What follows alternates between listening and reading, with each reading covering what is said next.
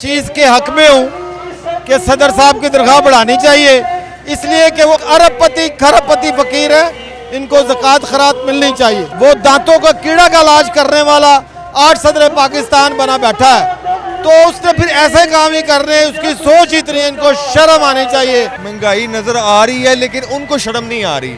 वो सैलरियाँ मुख्तलिफ डिपार्टमेंट की नहीं बढ़ा रहे, सिर्फ अपनी बढ़ा रहे हैं। और अगर ये शर्म उनको आ जाए तो वो कम से कम इस महंगाई को कम करें। उसी सरकारी तबका है या जो से ये हमारे निजी तबके हैं, निजी फार्मेसी हैं या डिपार्टमेंट हैं, इनको कम से कम इनकी सैलरियां तो बढ़ाएं। अब 25-30 हज़ार वाला बंदा कैसे पॉसिबिलिटी है कि वो गुजारा करेगा? आगे या नवाज शरीफ है या पीपल्स पार्टी है या जमात इस्लामी है।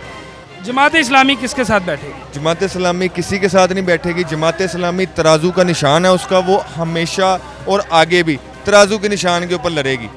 बिस्मिल्लाहिर्रहमानिर्रहीम, अस्सलाम वालेकुम। मेमरा न्यूज़ के साथ मैं हूं आपका मेज़बान आदिल जमील।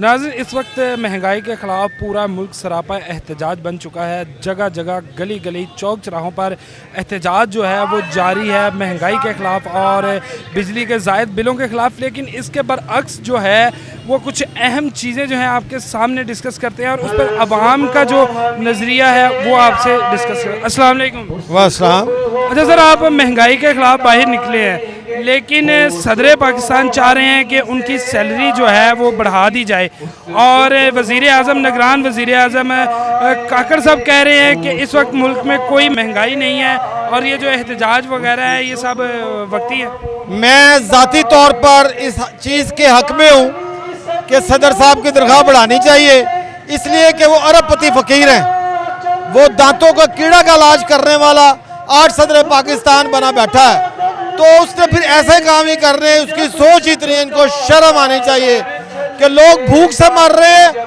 वो पाकिस्तान के त्यारे में पूरी अपना खानदान को लेके हज करने के लिए चला जाता है। ये अरबपति खरबपति फकीर है, इनको ज़कात खैरात मिलनी चाहिए। अरबपति खरबपति ज़कात खैरात ये आपके व्यूज़ हैं, लेकिन अगर बात की जाए कि महंगाई की, तो जमात इस्लामी भी पिछली असम्बली का हिस्सा रही।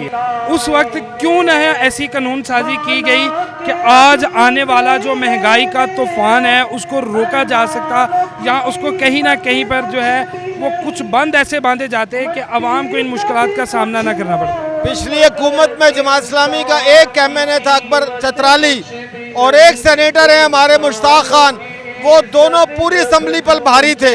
अकबर चतराली साहब ने कौमी असम्बली से बिल पास कराया शरीयत के बारे में, लेकिन वो इसी सदर दांतों को कीड़े ने उसने उस बिल को मानने से इनकार कर दिया और अपनी तनख्वाह के लिए बड़ा फिक्रमंद है। हमारी 2 सितंबर को हड़ताल की काल थी और उसके बावजूद भी हमारी आवाम को शर्म नहीं आती।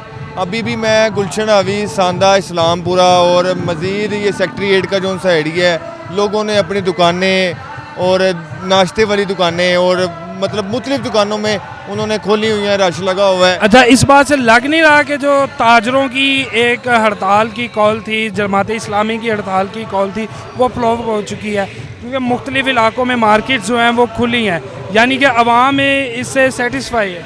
नहीं, अभी काफ़ी दुकानें बंद थी। 1-2 जो सा आपको पता है, जो से लोग आते हैं नाश्ता करने, उनको अब डिस्टर्ब तो नहीं ना कर सकते। वो तो फिर ज़ाहिर बात है कि आप जो से लोग नाश्ता करते हैं सुबह सुबह उठ के, तो वो तो फिर डिस्टर्ब हो जाएगा, हर निज़ाम डिस्टर्ब हो जाएगा।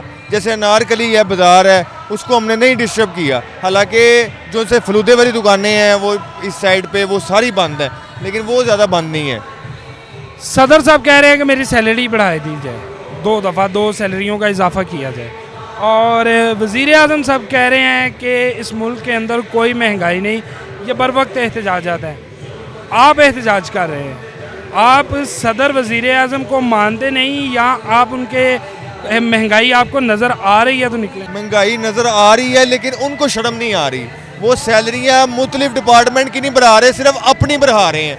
और अगर ये शर्म उनको आ जाए तो वो कम से कम इस महंगाई को कम करें। और ये जो सी सरकारी तबका है या जो से ये हमारे निजी तबके हैं, निजी फार्मेसी हैं या डिपार्टमेंट हैं, इनको कम से कम इनकी सैलरियां तो बढ़ाएं। अब 25-30 हज़ार वाला बंदा कैसे पॉसिबिलिटी है कि वो गुजारा करेगा?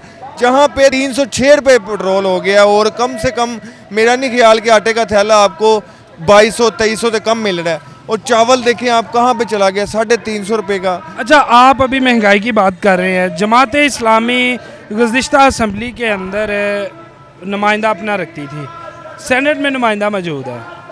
उससे पहले इमरान खान के साथ एहतजाजात में भी शरीक रही है, फिर इमरान खान के ख़िलाफ़ भी आए हैं।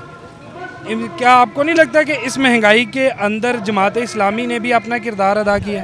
नहीं तो अब देखिए ना, 25-30 सेनेटर जब खामोश रहेंगे, एक अकेला सेनेटर वहाँ पे चीखो पुकार करेगा, फिर उसका चेयरमैन सेनेट उसको बोलता है मैं आपका रुकनीयत कैंसिल कर दूंगा, तो फिर उसके बावजूद भी आप ये अल्फाज मेरे से सवाल कर रहे हैं। कम से कम इन लोगों को शर्म खानी चाहिए जो उनसे ये 25-30 लोगों MP MNA के वोट लेके बने हुए हैं, उस असम्बली में वो बोल भी नहीं सके।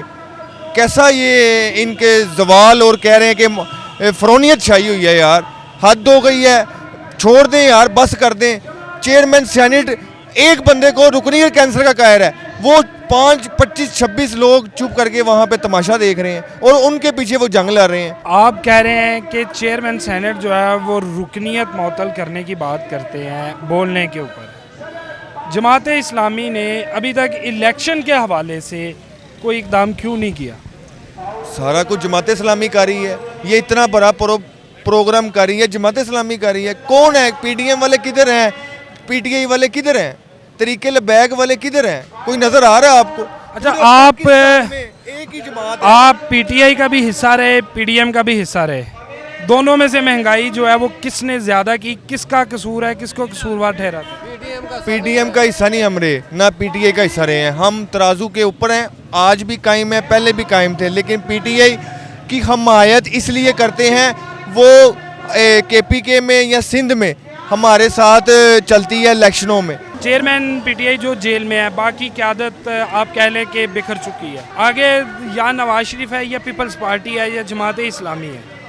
जमात इस्लामी किसके साथ बैठेगी? जमात इस्लामी किसी के साथ नहीं बैठेगी। जमात इस्लामी तराजू का निशान है उसका, वो हमेशा और आगे भी तराजू के निशान के ऊपर लड़ेगी। इसके अलावा हमारी कोई और कोई दूसरी ब्रांच नहीं, कोई और ब्रांच नहीं है। तराजू के ऊपर इलेक्शन लड़ेंगे, वो चाहे चेयरमैन हो, वो चाहे MNA हो, सब तराजू के ऊपर इलेक्शन लड़ेंगे। नाज़रीन, ये आप सुन रहे थे यहाँ पर आवाम की राय, और जमात इस्लामी के रुकन भी हैं, कारकुनान भी यहाँ पर मौजूद हैं। ये उनकी राय थी कि जमात इस्लामी जो है वो हक़ की आवाज़ उठाती है, और असम्बली में मौजूद थी, असम्बली में इनको बोलने नहीं दिया गया। लेकिन आज जमात इस्लामी रोड्स पर है आवाम के हकूक़ के लिए और इस महंगाई के लिए।